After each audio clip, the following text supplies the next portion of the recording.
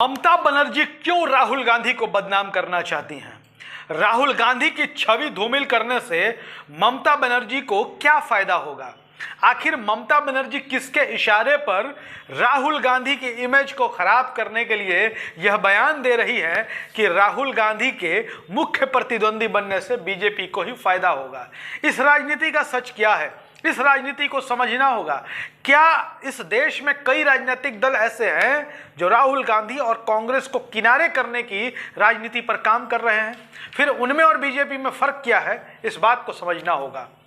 Press जागरण में आपका स्वागत है। सिमरनजीत सिंह मेरा नाम है। दरअसल आज एक पॉलिटिकल इनसाइड स्टोरी पर बात करते हैं। देश में कुछ राजनीतिक दल हमारे ऐसे हैं जो यूं तो जब भी मीडिया में आएंगे, आपके सामने आएंगे तो बयान देंगे कि हम भारतीय जनता पार्टी को हराना चाहते हैं, हम बीजेपी को रोकना चाहते हैं, हम नरेंद्र मोदी को प्रधानमंत्री बनने नहीं देना चाहते हैं। लेकिन इन दलों का जब आचरण देखेंगे तो वो ठीक आपको इसके उलट दिखाई देगा। वो कांग्रेस और राहुल गांधी को ज्यादा घेरते हुए नजर आएंगे।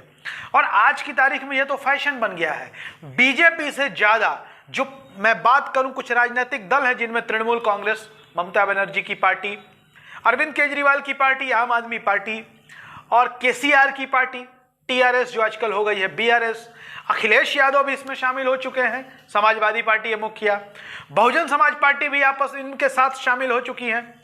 बीजेपी से ज्यादा ये लोग कांग्रेस पर हमला बोलते हुए नजर आते हैं। इसकी वजह क्या है?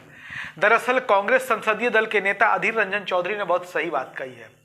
उन्होंने कहा है कि प्रधानमंत्री नरेंद्र मोदी और ममता बनर्जी के बीच राहुल गांधी की छवि खराब करने को लेकर डील हुई है। अब ये डील हुई है या नहीं हुई है, ये तो अधीर रंजन चौधरी बता सकते हैं, नरेंद्र मोदी बता सकते हैं, ममता बनर्जी बता सकती है।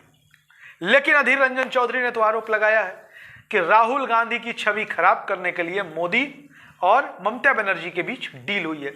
अधीर रंजन चौधरी कहते हैं कि ममता बनर्जी प्रधानमंत्री नरेंद्र मोदी के निर्देश पर ही राहुल गांधी को ऐसा बोल रही हैं ताकि वो ईडी और सीबीआई के छापों से बच सके। वह कांग्रेस के खिलाफ है। ममता बनर्जी खुद को कांग्रेस का विरोधी दिखाकर, कांग्रेस के खिलाफ करने वाली पार्टी दिखाकर प्रधानमंत्री नरेंद्र मोदी को खुश करना चाहती हैं। यह कहना है अधीर रंजन चौधरी का। अब अधीर रंजन चौधरी की बातों में सच्चाई है या नहीं है, यह फैसला आपको करना है। लेकिन अगर हम इस पर सोचें, जो राजनीति जिस तरीके से चलती है, तो अधीर रंजन चौधरी की बात गलत भी नहीं लगती है। क्यों? वो ममता बनर्जी जो सोनिया गांधी के साथ मिलकर बात बात पर विपक्षी एकता की दुहाई दिया करती थी, लेकिन ऐसी क्या परिस्थितियां बन गई है कि वो लगातार बीजेपी से ज्यादा कांग्रेस के खिलाफ बोल रही हैं। दरअसल ममता बनर्जी को यह पता है कि वो बीजेपी के साथ जाएंगी तो पश्चिम बंगाल में जो अल्पसंख्यक वोट है उनका वो खिसक जाएगा।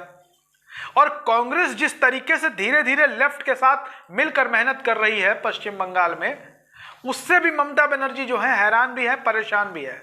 दरअसल ममता बनर्जी के भतीजे अभिषेक बनर्जी और उनकी पत्नी पर केंद्रीय एजेंसियों की तलवार लटकी हुई है। हम आपको बता दें कि ईडी, सीबीआई जैसी जो संस्थाएं हैं जिस पर लगातार ये आरोप लगता आ रहा है कि वो विपक्षी नेताओं को परेशान कर रही है, तो ममता बनर्जी के भतीजे अभिषेक बनर्जी और उनके पत्नी के खिलाफ ईडी की कार्रवाई चल रही है। शारदा घोटाले की गिरफ्तारी की तलवार तृणमूल कांग्रेस के कई नेताओं पर चल रही है। इसके अलावा ममता बनर्जी की सरकार के कई मंत्री भ्रष्टाचार के आरोप झेल रहे हैं। तो ममता बनर्जी को पता है कि अगर वो विपक्षी एकता की बात करते करते, देखिए बिना कांग्रेस के विपक्षी एकता संभव है क्या?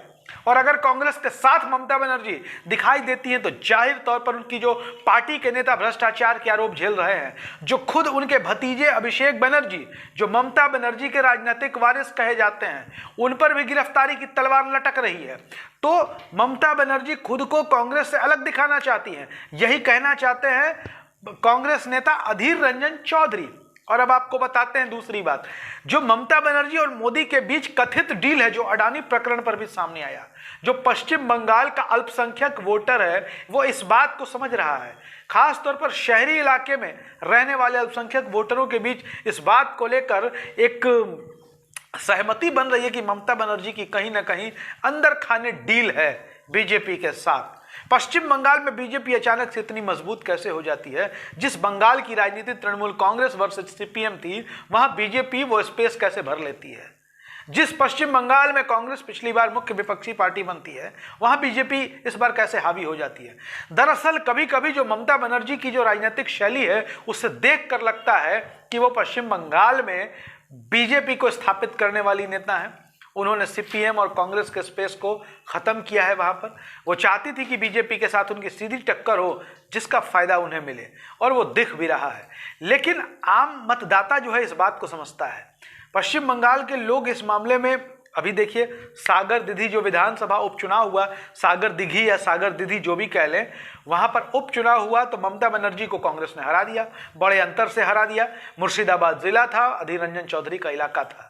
तो ऐसे में अब एक बार आप देखें कि ममता बनर्जी की जो जुगलबंदी है, तस्वीरें आई अखिलेश यादव के साथ, वो कभी अखिलेश यादव के साथ जुगलबंदी की तस्वीरें आती हैं, कभी केजरीवाल के साथ उनकी नज़दीकी की खबरें आती हैं, तो कभी टीआरएस जो है के चंद्रशेखर राव उनसे नज़दीकी की खबरें आती हैं। लेकिन कांग्रेस के साथ उनकी दुश्मनी अब खुलकर सामने आने लगी है।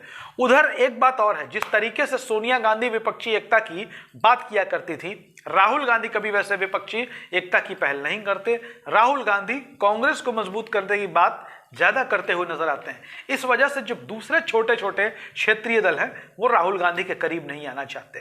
खैर, वीडियो कैसा लगा कमेंट में जरूर बताइएगा। धन्यवाद।